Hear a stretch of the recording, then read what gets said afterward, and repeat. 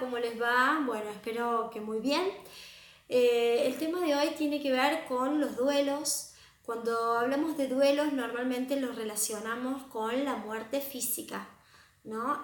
Con esa falta de alguien que deja de estar en presencia, en existencia física con nosotros. Pero el duelo se refiere a todo lo que tenga que ver con la pérdida de algo.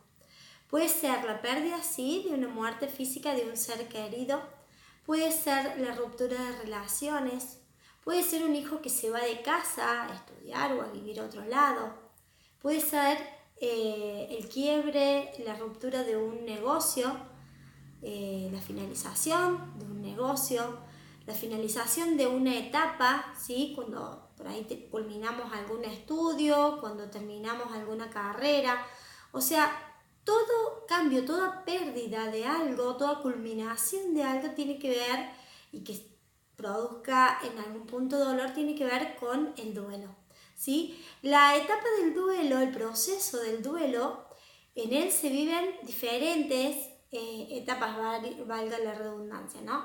La primera, o sea, el orden que voy a ir dando puede variar, pero cuando entramos o sucede algo donde se produce ese quiebre, donde se comienza con ese duelo, lo primero que surge es la negación, ¿no? El no aceptar, el no querer creer de esa pérdida. Lo que se hace normalmente es negarse, decir, bueno, no es verdad, no es cierto, me estás mintiendo. Bueno, esa es la primera parte, el primer impacto que genera un duelo. La segunda etapa es la etapa de la negociación, la etapa de decir, bueno, no, pero mirá, tal vez se equivocaron, tal vez se hizo algo mal y esto puede resurgir, puede funcionar, o esta persona que se fue puede volver. La etapa de la negociación. Luego está la etapa de la tristeza. Pues puede ser la tristeza, es donde yo me quedo quieto, ¿no? Donde me quedo quieto, donde voy viviendo el día a día en quietud. O también puede surgir antes el enojo. El enojo, enojarse con esa persona que se fue, con esa persona que nos dejó. Cuando trabajamos el duelo con una persona física, ¿sí? Una muerte física, muchas veces no reconocemos el hecho de que esa persona que falleció, nos enojamos con ellos. ¿Por qué? Porque nos dejó. Muchas veces cuando se trata de un familiar, padre, madre, o sea, nos enojamos inconscientemente porque papá o mamá me dejó, o sea, ¿por qué me hizo esto, no? Entonces, de ahí surge el enojo y lo mismo con cualquiera de las otras situaciones que tienen que ver con el duelo, ¿no? En las relaciones o en los negocios. Enojarse por la situación, enojarse por esa pérdida, por esos momentos que ya no van a volver a suceder en algún punto.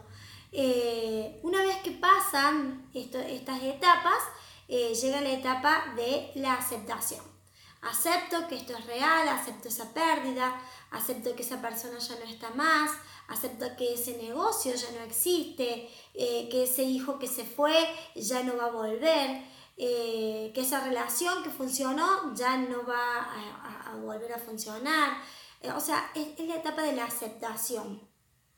Una vez que se vive la etapa de la aceptación, luego surge la etapa de la reconstrucción, donde yo ya viví todas esas etapas nombradas anteriormente y empiezo a reconstruir mi vida aceptando esa pérdida, aceptando, ¿sí? Habiendo procesado todo ese dolor que me generó ese duelo, esa pérdida de ese algo, como dijimos en un principio, y empiezo a reconstruir mi vida con lo que tengo, con lo que soy, ¿sí?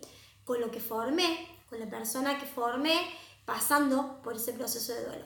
Por eso es muy importante poder respetar los procesos, respetar los tiempos, cuando se produce el quiebre, ¿no? Cuando se produce esta falta, esta pérdida, es empezar a observarse, trabajar mucho el aspecto interno para ir aceptando y para ir respetándonos cada una de esas etapas y de esos procesos que van a ir surgiendo.